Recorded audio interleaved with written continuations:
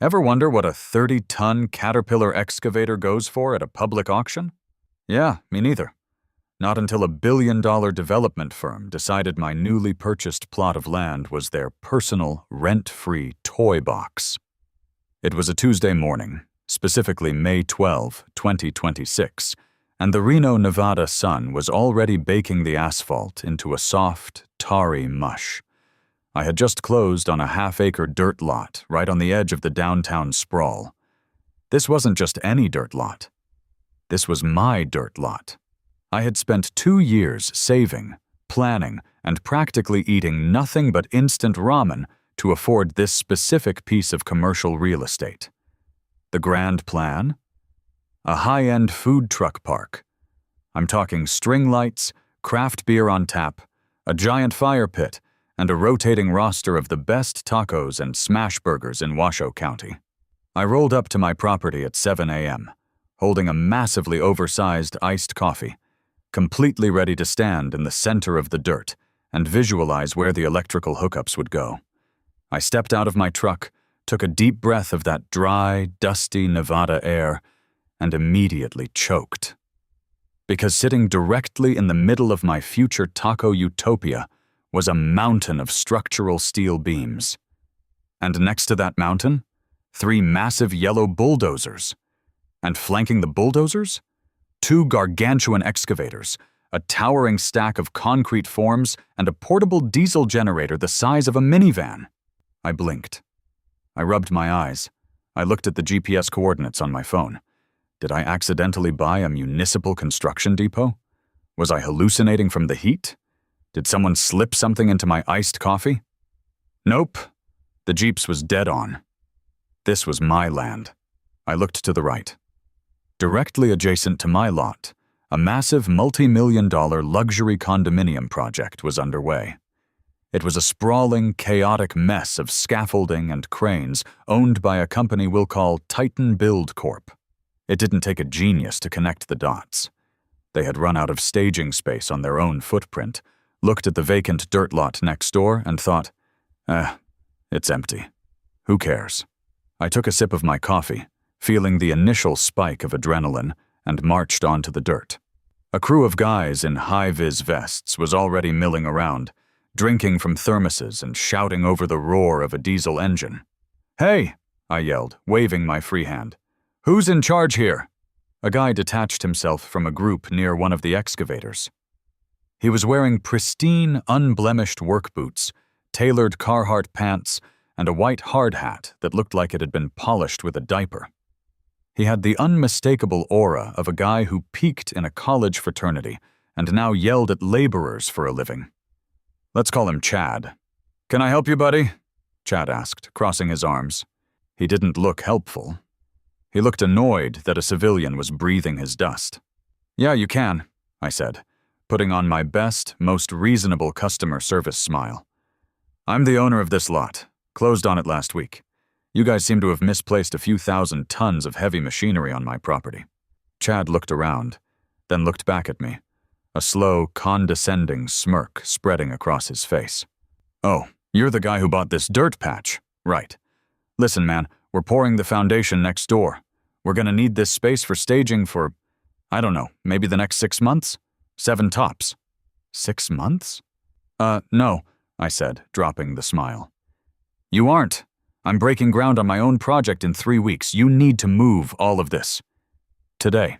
Chad actually laughed. A real, genuine chuckle. "Yeah, that's not happening, pal. I got a schedule to keep, and moving this gear back and forth to the county yard is going to cost my company a fortune in logistics. So, it's staying here." "It's private property," I stated, my voice dropping an octave. "You are trespassing. Move the equipment, or I will have it towed." Chad took a step closer, towering over me by a good 3 inches, and poked me in the chest with a thick, calloused finger. "Call a tow truck, buddy. I dare you." "Oh, wait. Nobody can tow a 30-ton bulldozer without a specialized flatbed, and even if they could, you can't authorize it without clear commercial signage and a police report. So why don't you run along? Play with your little dirt patch next year, and let the big boys work." He turned his back on me and walked away. I stood there in the dust, the Nevada sun beating down on my neck. My blood was absolutely boiling. But here is the thing about me. I don't do screaming matches. I don't throw punches. I don't even key trucks. I do paperwork. I got back into my truck, cranked the AC, and pulled out my laptop. Chad was right about one thing. Calling a standard tow company would do absolutely nothing. The cops would likely call it a civil matter and refuse to intervene without a court order, which would take weeks and cost me thousands in lawyer fees to obtain. Titan Build Corp knew exactly what they were doing. They were playing the bully, assuming the little guy would just roll over because fighting a corporate giant was too expensive. But Titan Build Corp didn't know about the magic of the Nevada revised statutes. I opened a new tab, my fingers flying across the keys, pulling up NRS Chapter 108. Statutory liens. I scrolled past the mechanic's liens, past the jeweler's liens, and landed beautifully on the section detailing constructive bailment and commercial storage facilities. The legal concept is incredibly simple, yet devastatingly effective. If you own a commercially zoned piece of land, and you clearly post the terms, conditions, and pricing for storing items on that land, anyone who leaves their property on your land is legally entering into a storage contract with you. It's called constructive bailment. You didn't ask to store their stuff, but by leaving it there in the presence of your posted terms, they are legally accepting your rates. If they refuse to pay the storage fees, you hit them with a warehouseman's lien. If they still don't pay after a statutory period, you legally auction off their property to satisfy the debt. I sat in my truck, a slow, malicious grin spreading across my face. Chad wanted to play the corporate logistics game? Fine. We were going to play, but I was going to rewrite the rules. First, I needed a barrier. You can't run a commercial storage facility if the facility isn't secured. I pulled out my phone and dialed the only contractor I knew who was crazy enough to pull off a miracle on zero notice. Crazy Dave's Construction, where we build it fast, we build it loud, and we don't ask questions. A gravelly voice barked into the receiver over the sound of a whining circular saw. "Dave, it's me," I said. "My man, what do you need? Drywall? Plumbing? You need me to tear down a load-bearing wall with a sledgehammer? I got 3 energy drinks in my system and a vibrating right eye. Let's go." "I need a fence, Dave. An 8-foot chain-link security fence with privacy slats and a double-wide rolling commercial gate." "All right, standard perimeter security. Give me 2 weeks. I gotta order the steel. I need it built this weekend, Dave." The saw noise in the background abruptly stopped. There was a long pause. "This weekend? As in starting tomorrow night and finishing by Sunday evening? Are you out of your mind? The overtime alone will bleed you dry." "I don't care what it costs," I told him, staring through my windshield at Chad, who was currently yelling at a guy operating a forklift. "I'll pay double your emergency rate, but the fence needs to perfectly enclose the perimeter of my lot. And Dave?" "Yeah?" "There's going to be a bunch of heavy machinery sitting on the lot while you build it. Build around the machinery. Do not let them move it. Box it in!" Crazy Dave started cackling. It sounded like a hyena smoking a cigar. "I don't know what kind of cartel war you're starting, buddy, but I love it. We break ground Friday at 5:01 p.m. With the fence handled, I had exactly 48 hours to draft the most legally airtight, financially ruinous piece of signage in the history of Washoe County. I drove straight to a local 24-hour printing shop that handled commercial road signs. I walked up to the counter and slapped a piece of notebook paper down in front of a bored-looking teenager. "I need this printed on a 4x8-foot reflective aluminum board," I said. "I need the background bright, blinding hazard yellow. I need the text in fire engine red. And I need it by tomorrow." The kid looked at the paper, then looked up at me. Sir, are these numbers right?" "They are absolutely right. Here is what the sign said, drafted in accordance with every single requirement of NRS commercial storage law. Warning. private commercial storage facility property is secured and monitored. Any unauthorized equipment, vehicles, or materials left on these premises are subject to immediate commercial storage fees. Fee schedule: $1,500 per item per calendar day, or fraction thereof. By leaving equipment on this property, you constitute binding acceptance of these terms under Nevada constructive bailment law. Failure to pay will result in a warehouseman's lien and subsequent public auction of property to satisfy debt. I paid a ridiculous rush fee, but frankly, it felt like an investment. Friday afternoon arrived. The construction crew next door packed up their tools around 4:30 p.m., abandoning the 3 bulldozers, the 2 excavators, the generator, and 3 separate massive pallets of steel beams squarely on my dirt. Chad locked up the job site trailer, gave my empty truck a smug look, and drove off in his lifted Ford F-250. At exactly 5:01 p.m., 5 rusted trucks pulled up to my lot. Crazy Dave jumped out of the lead truck, holding a post-hole digger like a battle axe. He was vibrating with caffeine. "Let's go, boys," he screamed at his crew. "We are putting a cage around these metal dinosaurs." What followed was a beautiful, chaotic symphony of late-night construction. Dave's crew worked like absolute demons.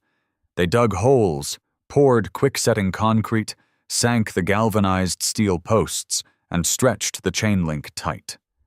By Saturday afternoon, the skeleton of the fence was up.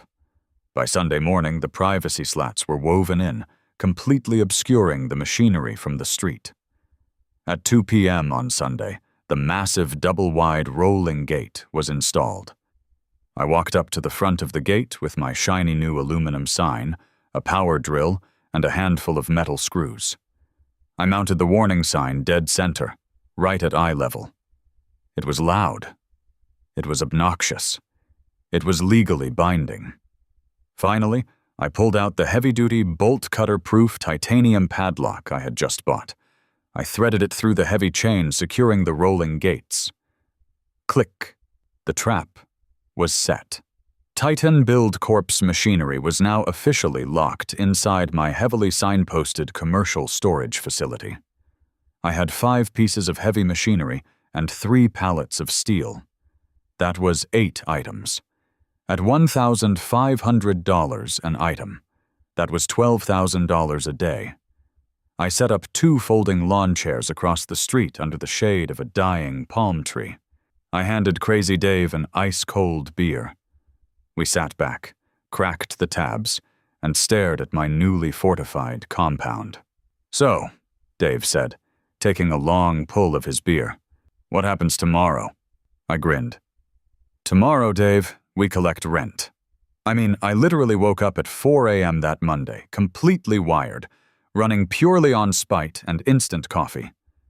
I honestly didn't even sleep. I just laid in bed staring at the ceiling, giggling to myself like a supervillain every time I pictured that giant, obnoxious yellow sign. I grabbed my thermos, drove back down to the site, and parked my truck down the block out of sight. I set up my folding chair right where I was the day before, right across the street, hidden behind the trunk of that dying palm tree. I guess I just wanted a front row seat to the premiere of my own personal legal drama. At 5:45 a.m., the Reno sky was just starting to turn that dusty, bruised purple color.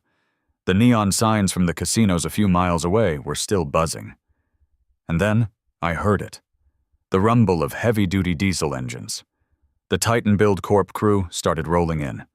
Mostly guys in pickup trucks, blasting morning radio, holding giant gas station coffees. The first guy to arrive was a foreman-in-training type. He parked, hopped out, put on his hard hat, and started walking toward where they had parked their excavators on my lot the previous Friday. I watched him stop dead in his tracks. He just stood there. He rubbed his eyes. He took 3 steps to the left. He took 3 steps to the right. It was like he was trying to figure out if the massive, 8-foot-tall, privacy-slatted chain-link fence that had materialized over the weekend was a hologram. He reached out and touched the steel mesh. Nope. Very real. He jogged along the perimeter until he hit the front gate. And there, shining like a beacon of bureaucratic vengeance in the early morning light, was my hazard yellow sign. I watched him mouth the words as he read it. His shoulders dropped. He immediately pulled out his cell phone. By 6:15 a.m., the street was a mess. There were about 15 construction workers standing on the sidewalk, smoking cigarettes, pointing at the fence, and laughing. Because honestly, to the hourly guys, this was just a free break. They didn't care. They got paid either way. But then at 6:30 a.m. sharp, the boss arrived. Chad's pristine, lifted F-250 roared around the corner, aggressively jumping the curb to park half on the sidewalk. He threw the door open, his polished work boots hitting the concrete with a heavy thud. He was already yelling before he even knew what he was yelling at. "What is the holdup? Why aren't the dozers running? We are pouring the sublevel today. Let's move it!" Chad screamed, marching through the crowd of his workers. One of the laborers just silently pointed a gloved finger at the gate. Chad stopped. His face, which was naturally a sort of arrogant pink, rapidly transitioned into a deep, furious crimson. I literally watched the veins in his neck bulge from across the street. He marched up to the gate, grabbed the heavy chain, and rattled it with all his might. The titanium padlock didn't even flinch. He read the sign. He read it again. Then, he grabbed the fence with both hands and started shaking it like a caged gorilla. "Who did this?" Chad roared, his voice echoing off the concrete canyon of the adjacent condo project. "Who the hell locked up my site?" I figured that was my cue. I stood up, brushed the dust off my jeans, and casually strolled across the two-lane street, holding a manila folder. I didn't rush.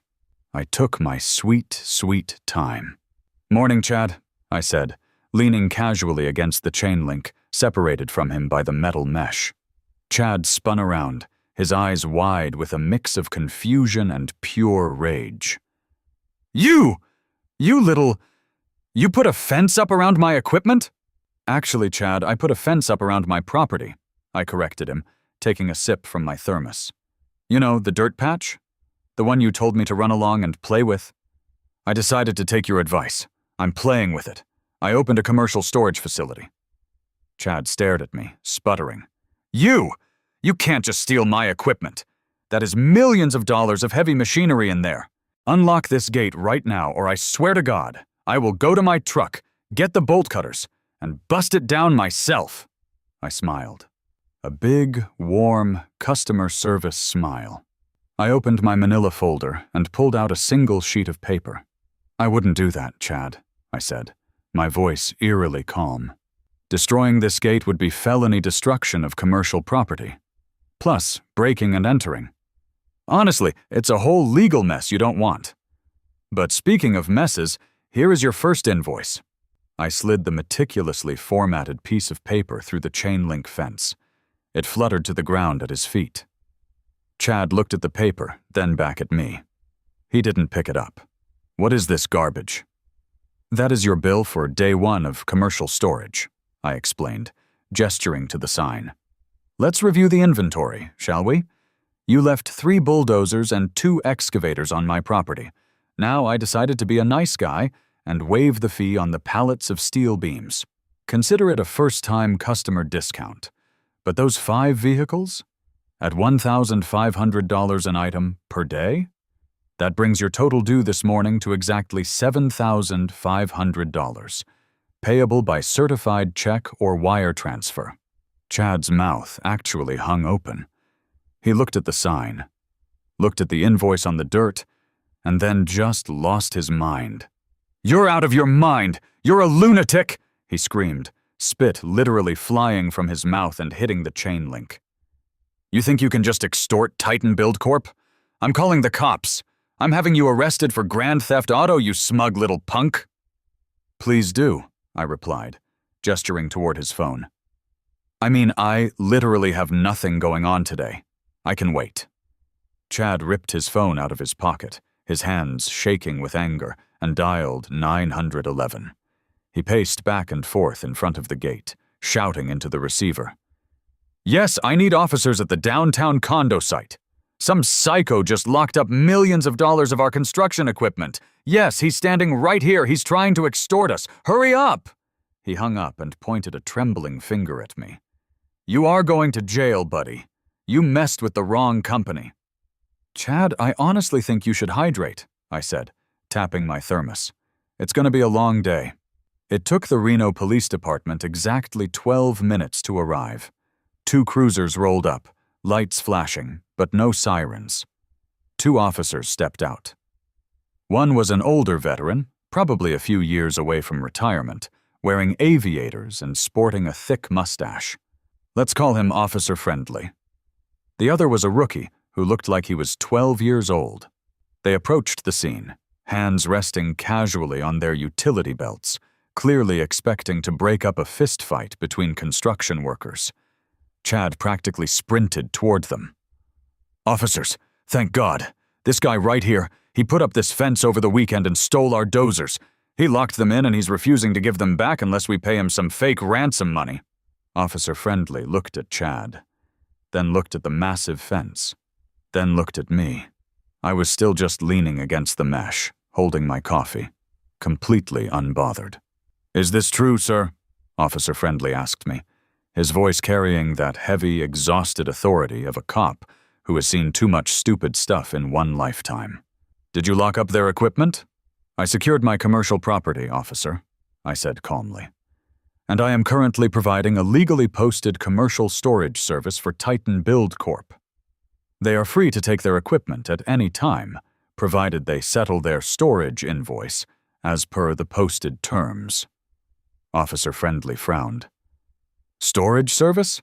Sir, you can't just take people's stuff and charge them for it." "I didn't take it," I clarified. "They drove it onto my private property on Friday afternoon and abandoned it there. I warned the foreman here on Friday morning to move it. He refused and told me to call a tow truck. So I exercised my rights under Nevada Revised Statutes, Chapter 108, regarding constructive bailment and commercial storage liens." I opened my manila folder again. I had prepared a complete police packet. I handed it through the fence to Officer Friendly. "Here is the deed proving I own this parcel of land," I said, walking him through the documents as he flipped the pages. "Here is the commercial zoning permit. Here is a printout of the relevant NRS statutes.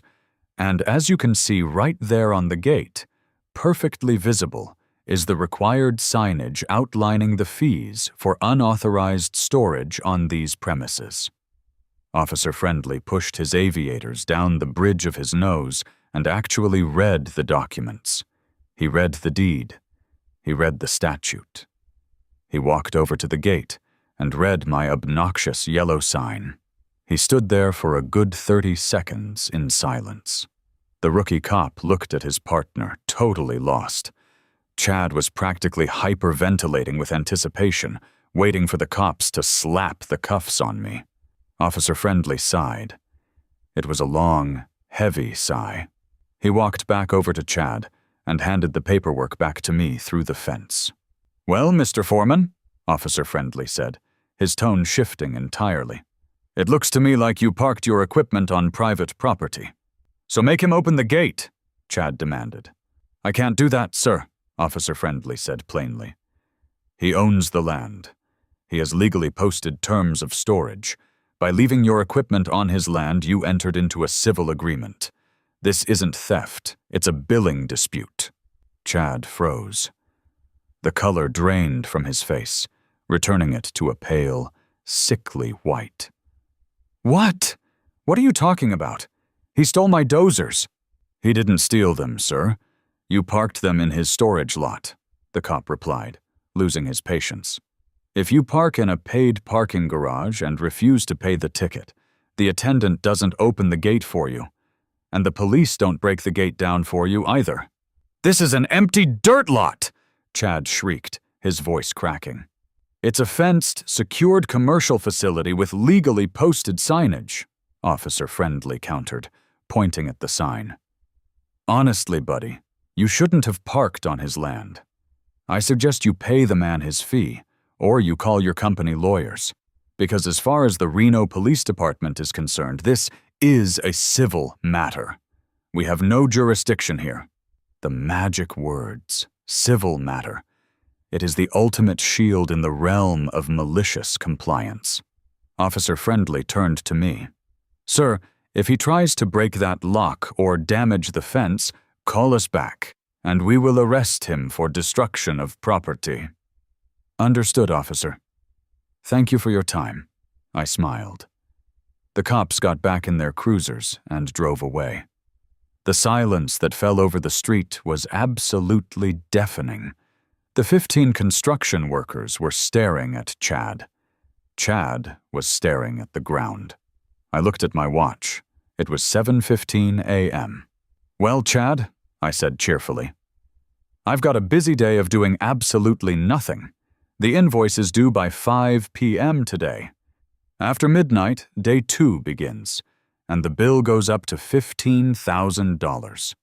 Have a great shift. I turned my back, walked across the street, folded up my lawn chair, tossed it in the back of my truck, and drove home. By noon, my phone was ringing. I didn't recognize the number, but it was a Vegas area code. I let it go to voicemail. 5 minutes later, it rang again. Same number. I grabbed a bag of sour cream and onion potato chips, crunched down on one loudly, and hit accept. Hello, Sovereign Ruling Commercial Storage. How can I help you? I answered cheerfully, chewing directly into the microphone. Is this the owner of the lot on 4th and Main? A deep, booming, aggressively corporate voice barked. That's me. Who am I speaking to? This is Robert. I am the Regional Director of Operations for Titan Build Corp. I understand you've engaged in a little stunt with my foreman this morning. Ah, Bob. The boss. The guy in the air-conditioned office 400 miles away, who thinks he can fix everything by throwing his weight around. It's not a stunt, Bob, I said, putting him on speakerphone and tossing another chip in my mouth. It's a legally binding commercial transaction. Your team used my land to store 5 pieces of heavy machinery. The daily rate is $1,500 per item. The invoice is $7,500. It's actually a steal compared to renting warehouse space for that kind of tonnage. Listen to me very carefully. Bob lowered his voice into that fake calm tone executives use when they want to sound terrifying. You are going to drive down there. You are going to remove that padlock, and you are going to let my crew back to work. If you don't, I will have my legal team file an emergency injunction so fast your head will spin. I will sue you for lost wages, project delays, and extortion. I will tie you up in litigation for the next 10 years until you are bankrupt and homeless. Do you understand me? I mean, I literally just kept chewing my chips. I let the silence hang for a solid 10 seconds, just to establish dominance. Are you done, Bob? I finally asked. Unlock the gate, he demanded. Bob, here is how this works, I said, dropping the cheerful act and matching his cold tone. Your foreman trespassed on my land. I warned him. He laughed at me. I spent thousands of dollars securing my property to protect my liability from your abandoned equipment. I am operating strictly within the confines of NRS Chapter 108. You can send all the lawyers you want. But until a judge explicitly orders me to open that gate, it stays locked. And every single day it stays locked, your bill goes up by $7,500. You're a fool, Bob spat. Our lawyers will crush you in court by Wednesday. That's great, Bob.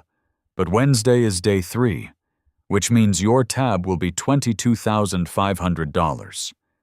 Do you want to pay by check? Or should I set up a wire transfer profile for Titan Corp? Bob hung up on me. I guess he really thought I was going to fold. But I had read the statutes. I had read the case law. I knew exactly how long the legal system takes, especially when dealing with corporate civil disputes in a backlogged Nevada court. They couldn't just get an injunction in an afternoon. They had to file motions, serve me, get on the docket, and argue the merits of the constructive bailment.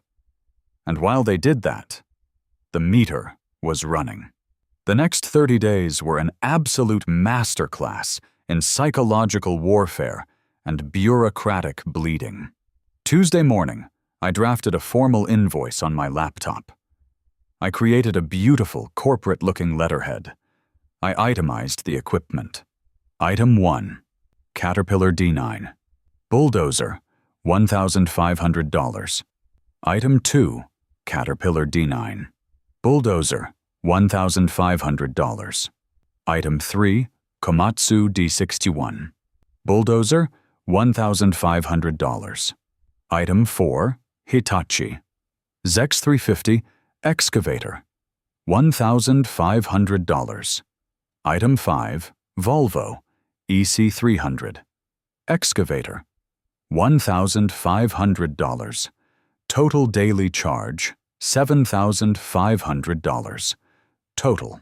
Outstanding balance, Day 2, $15,000. I went down to the post office and sent this invoice via certified mail, return receipt requested, to 3 different addresses: Titan Build Corp's local Reno field office, their corporate headquarters in Las Vegas, and straight to Chad's attention at the job site trailer next door. Every single day, I updated the spreadsheet. Every single Friday, I mailed the physical invoices. Day 5 hit. The balance was $37,500. I drove past the site just to see what was happening. It was hilarious. Because their heavy diggers were locked in my compound, Titan Build Corp had to rent smaller, less efficient mini-excavators to try and keep the work moving next door. It was like watching someone try to dig a swimming pool with a teaspoon. The project had slowed to an absolute crawl. The workers looked miserable. Chad looked like he hadn't slept in a week. He just stood by his truck, glaring at my fence. Day 10. The balance hit $75,000. This was the day Titan Corp finally managed to get me into a courtroom. A process server had handed me a stack of papers on Day 7, a motion for an emergency preliminary injunction demanding I release the equipment immediately. I walked into the Washoe County courthouse wearing a cheap suit, carrying nothing but a binder. Titan Corp sent 2 incredibly expensive-looking lawyers in custom Italian suits.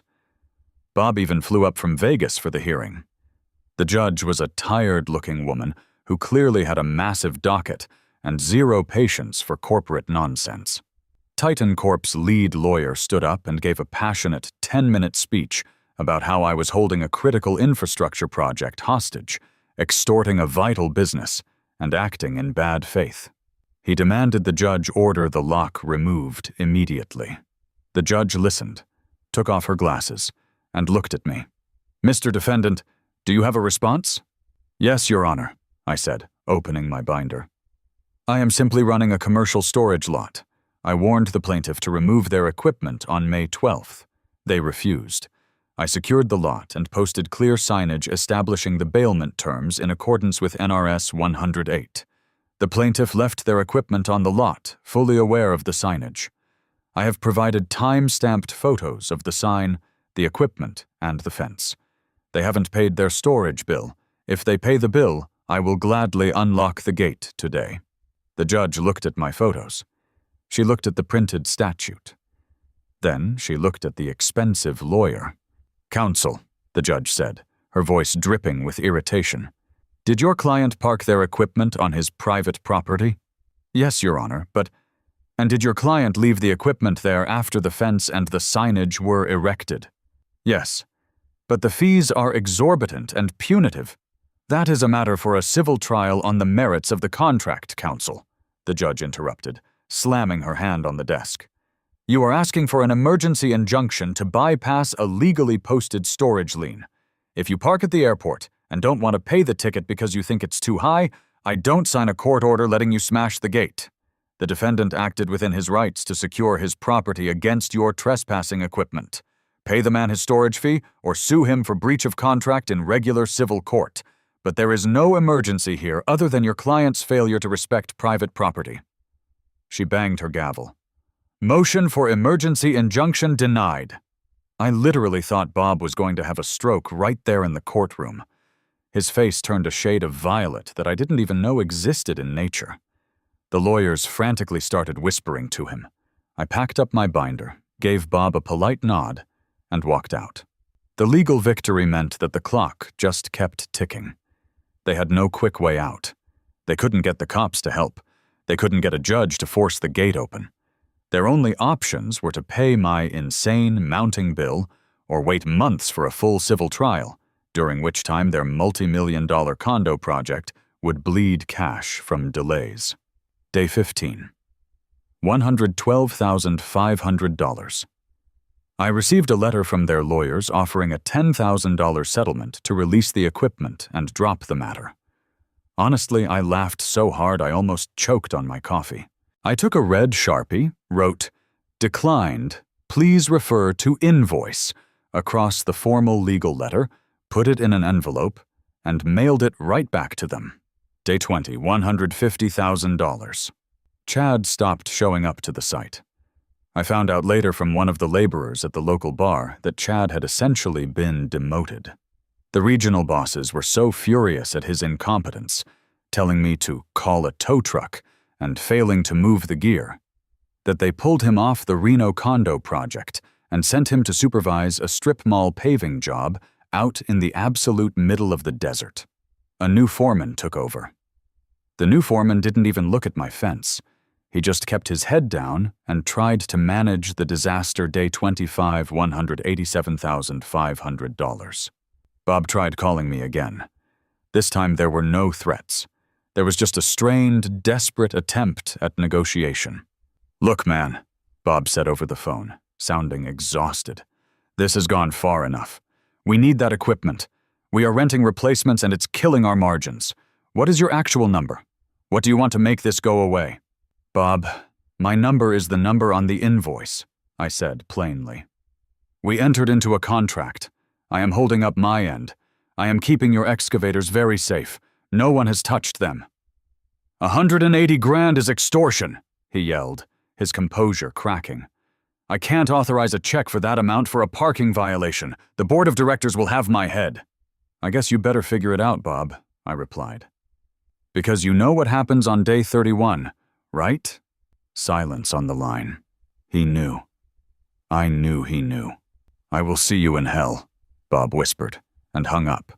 I spent the next 5 days tracking the calendar with the kind of meticulous obsession usually reserved for bomb technicians. Day 26, Day 27, Day 28, Day 29, Day 30.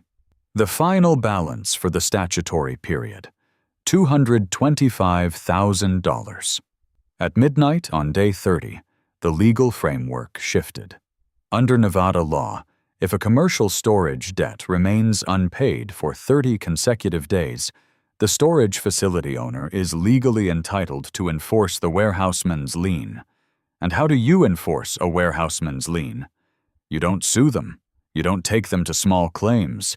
You seize the abandoned property, and you sell it at a public auction to the highest bidder to satisfy the debt. The morning of Day 31, I didn't go to the lot. I didn't drink my coffee under the palm tree. I put on my best shirt, grabbed a massive stack of certified mail receipts, invoices, and legal photographs, and I drove straight to the Washoe County clerk's office to formally file the lien against Titan Build Corp's property. The paperwork phase was about to end. The execution phase was about to begin, and the corporate giant was about to find out exactly what happens when you treat the little guy like dirt. I mean, walking into the Washoe County clerk's office on a Tuesday morning is usually an exercise in absolute misery, but honestly, I felt like I was floating on a cloud. The fluorescent lights were buzzing. The air smelled like stale coffee and floor wax. And there was a line of miserable-looking people waiting to pay parking tickets or file divorce papers. But not me. I was there to legally steal half a fleet of heavy construction machinery. I pulled a number from the little red dispenser, sat down on a horribly uncomfortable wooden bench, and waited. About 20 minutes later, the digital board dinged. Window 4. Sitting behind the thick pane of bulletproof glass was a woman who looked like she had been working for the county since the invention of paper. She had thick, wire-rimmed glasses resting on a chain around her neck, a cardigan covered in cat hair, and a name tag that read Gladys. "Next," Gladys sighed, not even looking up from her computer monitor. I stepped up to the glass and slid my massive, meticulously organized binder through the little slot at the bottom. "Hi, Gladys," I said cheerfully. "I need to file a formal warehouseman's lien and a notice of public sale for abandoned commercial property." Gladys sighed again, finally adjusting her glasses and looking down at the binder. "All right, let's see what you've got. Usually these are just for abandoned RVs or people leaving junk in storage units." She flipped open the cover and looked at the first page. She paused. She adjusted her glasses again. She leaned closer to the paper. "Sir," Gladys said, looking up at me with a sudden glimmer of life in her eyes. Are you putting a lien on a Caterpillar D9 bulldozer?" "I sure am, Gladys," I smiled. "Two of them, actually, along with a pair of excavators and a Komatsu dozer." Gladys looked from the paper to me, then back to the paper. A slow, deeply appreciative smile spread across her face. "I have worked here for 32 years, honey, and I have never seen anyone put a lien on a corporate bulldozer. What on earth did they do to you?" "They decided my land was their free parking lot," I said, leaning against the counter. "And they ignored my legally posted sign. So here we are, day 31. "Oh, this is spectacular," Gladys whispered, practically giggling as she began stamping the paperwork. "Ka-thunk, ka-thunk, ka-thunk." It was the most beautiful sound I had ever heard. It sounded like justice. "You have all the certified mail receipts? The time-stamped photos of the signage? The original invoices?" "Every single one, right there in the binder." Gladys spent the next 45 minutes processing the lien. She was so invested she even called over another clerk, a younger guy named Marcus, just to show him the paperwork. Marcus gave me a thumbs up through the glass. When she was finally done, she slid a stack of documents back to me, including that beautiful, heavy-stock, laminated pink slip that officially registered the lien with the state of Nevada. "All right, sugar," Gladys said, sliding the papers through the slot. "The lien is recorded. Your outstanding debt is recognized at $225,000. Under NRS 108, you are now required to publish a notice of public sale in a newspaper of general circulation in this county for 2 consecutive weeks. Once that second week is up, you can hold your auction. Give 'em hell."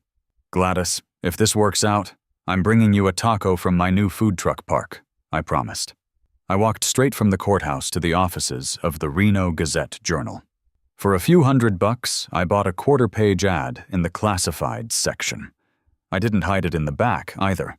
I bought prime real estate right next to the local sports scores. Notice of public auction to satisfy commercial lien. Property to be auctioned. 2 Caterpillar D9 bulldozers. 1 Komatsu D61. 2 excavators. Property sits at 4th and Main, Reno, NV. Auction will commence on-site in 14 days. All items sold as is to the highest bidder. Cash or cashier's check only. The day that newspaper hit the stands, I mailed a physical copy of the clipping via certified mail to Titan Build Corp's headquarters in Las Vegas, addressed directly to Bob, the regional director. It took exactly 48 hours for the nuclear explosion to reach my phone. I was at home, eating a bowl of cereal on my couch, when my phone started vibrating so hard it almost fell off the coffee table. It was Bob. I took a slow bite of cereal, swallowed, and answered. "Sovereign Ruling Commercial Storage and Auction House," I said. "How can I direct your call?" "You cannot legally sell my equipment," Bob screamed. He wasn't just mad this time. He was absolutely, unconditionally panicked. His voice was cracking. "That is $1.5 million worth of heavy machinery. You cannot sell it for a $200,000 parking bill. It's illegal. It's theft." Bob, I literally just followed the instructions the nice lady at the courthouse gave me, I said, playing completely dumb. The state of Nevada says if you abandon your property on my commercial lot for 30 days and refuse to pay the posted fees, I have to sell it to satisfy the debt. It's not theft, Bob. It's a court-recognized warehouseman's lien. Check the public registry. You'll find a very official laminated pink slip with your company's name on it. I will get an injunction. I will have the police down there. Bob, you already tried the injunction, I reminded him. The judge laughed at you, and the cops already told you it's a civil matter. Honestly, Bob, you're running out of moves. The auction is in 12 days. If you want your equipment back, you have two options. Option A, you wire me $225,000 today, plus my legal and administrative fees, and I open the gate. Option B, you show up to the auction with a cashier's check and try to outbid the local farmers. Your choice. We are taking this to the state Supreme Court, Bob raged. Awesome. The state Supreme Court meets in a few months, I think. The auction is next week. See you there, buddy. I hung up. I spent the next week preparing for the main event. I needed an auctioneer. I couldn't just stand out there and yell numbers myself. I needed a professional, someone licensed by the state so Titan Corp couldn't claim the auction was improperly conducted. I found a guy named Texas Tim. Tim was a Reno local, despite the name, who usually auctioned off repossessed cattle equipment and foreclosed farm properties. He wore a giant Stetson hat, a belt buckle the size of a dinner plate, and he spoke at approximately 400 words a minute.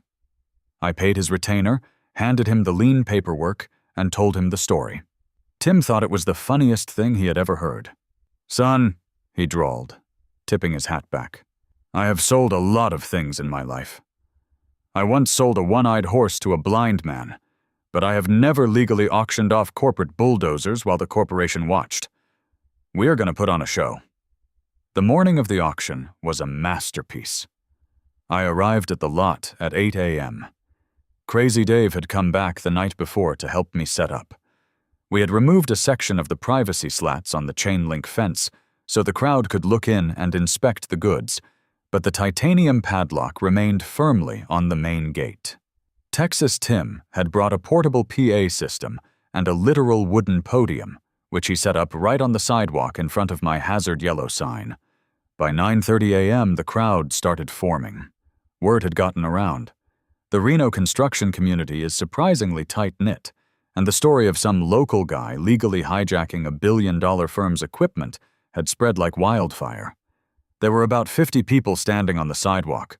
I saw local independent contractors, a few guys who owned scrapyards, some heavy machinery brokers who had flown in from California, and a whole bunch of locals who just brought folding chairs to watch the drama. At 9:45 a.m., a convoy of black SUVs pulled up to the curb. The doors opened, and an entire squad of angry men in suits stepped out. Bob, the regional director, had arrived, and he brought the big guns. He had at least 4 corporate lawyers with him, clutching leather briefcases, looking like they were ready to file a lawsuit against the sun for shining in their eyes. Right behind the SUVs, 2 Reno police cruisers rolled to a stop. Bob immediately pointed at me and started marching toward the officers, who were stepping out of their cars. And wouldn't you know it? It was Officer Friendly. He still had the mustache, he still had the aviators, and he still looked incredibly tired. "Arrest him!" Bob yelled, gesturing wildly at me and the podium. "He's attempting to fence stolen corporate property. This is a criminal enterprise. Shut it down!" Officer Friendly looked at Bob, then looked at the massive crowd, then looked at me standing next to a guy in a giant cowboy hat holding a microphone. I casually strolled over, carrying my trusty manila folder. "Morning, officer. Beautiful day for a public auction, isn't it?" "What is going on here, sir?" Officer Friendly asked, resting his hand on his belt. "I am executing a legal warehouseman's lien pursuant to NRS Chapter 108, I said, handing him the laminated pink slip I got from Gladys. "The 30-day statutory period has expired. The debt of $225,000 remains unpaid. Notice of public sale was published for the requisite 2 weeks in the Reno Gazette Journal. Here are the clippings. And this gentleman here is a state-licensed auctioneer." Officer Friendly took the pink slip. He examined the raised county seal. He looked at the newspaper clippings. Titan Corp's lead lawyer stepped forward, his face flushed. "Officer, that lien is contested. It is an exorbitant, predatory fee structure designed to extort my client. You cannot allow this sale to proceed."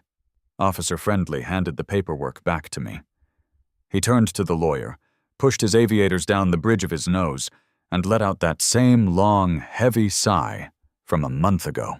"Counselor," the cop said, his voice completely flat. "Is this a court-issued injunction ordering me to halt this auction?" "Well, no, the judge denied the emergency motion, but... So you have no court order?" "Not currently, but the underlying contract is..." "Then I don't care," Officer Friendly interrupted. "The man has a legally registered lien from the county clerk. He has published the required public notices. As far as the law is concerned, he has the right to sell this equipment to satisfy the debt. This is a civil dispute. The police department is not your personal injunction service." Bob looked like he was going to vomit. "You're just going to let him sell our bulldozers?" "I'm going to stand right here, eat a donut, and make sure nobody starts a fist fight," Officer Friendly said, motioning for his rookie partner to lean against the cruiser. "If you want to stop the sale, I suggest you grab a paddle and start bidding." The crowd on the sidewalk actually erupted into applause. A few of the local contractors whistled. Bob and his lawyers stood there, completely frozen, realizing for the absolute first time that their money, their corporate weight, and their bullying tactics were completely useless here. They were playing on my field now. "Texas." Tim tapped the microphone. Tap, tap, tap. A sharp screech of feedback echoed off the condo project next door. "All right, ladies and gentlemen, boys and girls, step right up." Tim's voice boomed over the PA system, thick with that auctioneer cadence that sounds like a beautiful, chaotic song. "We have a very special event for you this morning. We are auctioning off 5 beautiful pieces of heavy yellow iron to satisfy a commercial debt. All items sold as is, where is, to the highest bidder. We are auctioning the entire lot as a single package today. That's right, one massive package of earth-moving power." I had specifically instructed Tim to sell all 5 pieces of equipment as a single lot. Why? Because I wanted to make sure the debt was cleared in one shot. And honestly, I knew Titan Corp would have to buy it all back or lose it all. "Now, the outstanding lien on this property is $225,000, Tim hollered, scanning the crowd. "So we are going to open the bidding right there to clear the debt.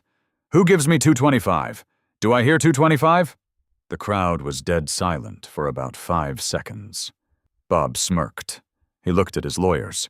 He thought nobody was going to bid. He thought the auction would fail, and he could tie me up in court for the next year. Then, a guy in the back row, a burly dude wearing a flannel shirt and a baseball cap with a local excavation company logo on it, raised his hand. "I've got $225, the contractor yelled. Bob's smirk instantly vanished. His eyes went wide. That equipment, even used, was worth easily over $1 million. That local contractor knew he was about to get the steal of the century. "I have $225,000 from the gentleman in the back," Tim rattled off, his voice speeding up into overdrive. "Do I hear 230? Looking for 230. This is premium Caterpillar and Komatsu machinery, folks. Barely broken in." Bob grabbed his lead lawyer by the lapels of his $3,000 suit. "Bid," Bob hissed, completely losing his mind. "Bid right now. If he wins, we lose the whole fleet." The lawyer, looking like he wanted the earth to swallow him whole, tentatively raised his hand. $230,000. "I got $230 from the suit in the front," Tim yelled, pointing a finger gun at the lawyer. "Do I hear 240? 240 to the man in the flannel?" The contractor in the back grinned, looked right at Bob, and raised his hand. "240. 240. Looking for 250. 250 to the corporate boys. Let's go. Don't lose your own tractors today, boys." It was the most beautiful thing I had ever witnessed. Titan Build Corp was literally trapped in a bidding war, forced to spend their own corporate funds to buy back their own equipment from a public auction, just to prevent a rival local company from walking away with a massive competitive advantage. $250, the lawyer squeaked. $260, the contractor immediately fired back. Bob was sweating through his shirt. He was frantically texting on his phone, presumably begging the corporate treasury department for authorization. The local contractor didn't actually need all those bulldozers, but he knew exactly what he was doing. He was legally bleeding a corporate giant in the middle of the street, and he was loving every single second of it. $260 to the local boy, looking for $270.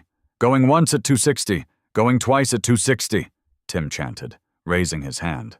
$270,000, Bob screamed himself, shoving his lawyer out of the way and waving his arms frantically.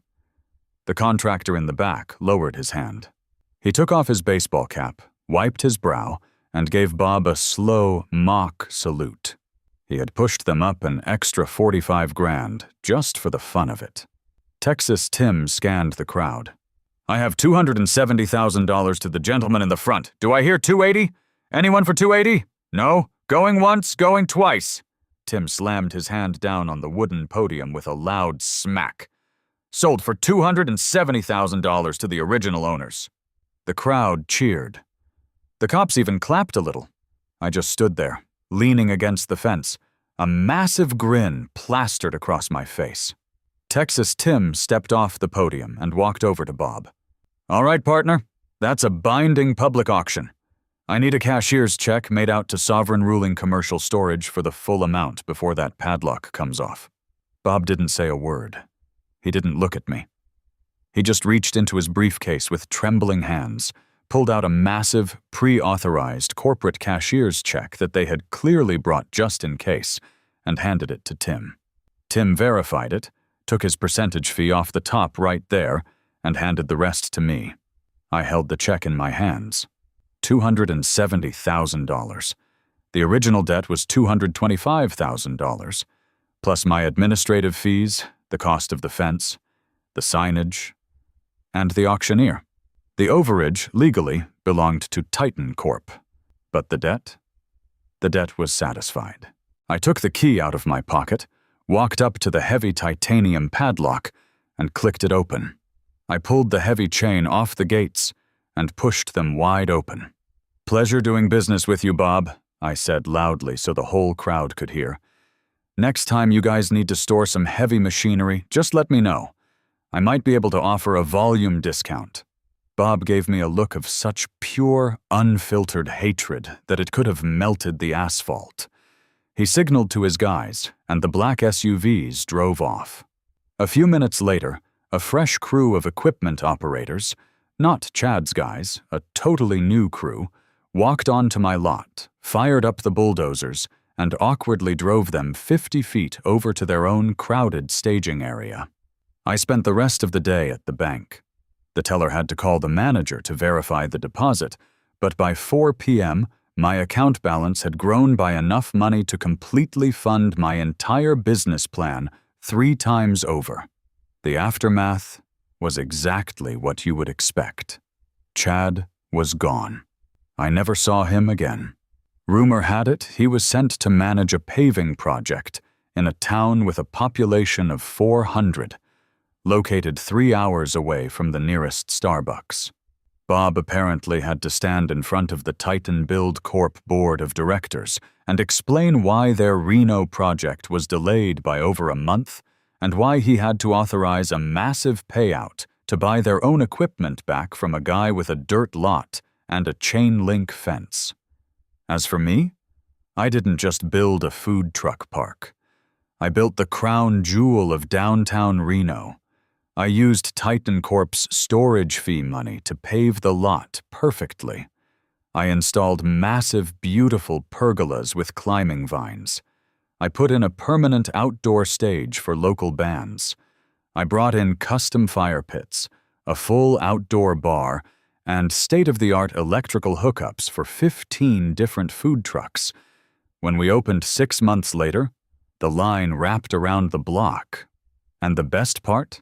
I kept the hazard yellow sign. I didn't take it down.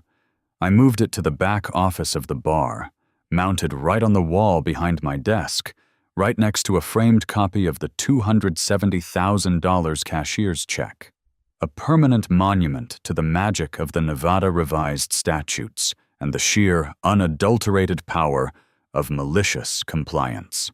So next time you think about using someone else's land as your personal storage unit, assuming they don't have the time or the money to stop you, just remember, parking is never really free. Sometimes it costs you $250,000 and a whole lot of dignity.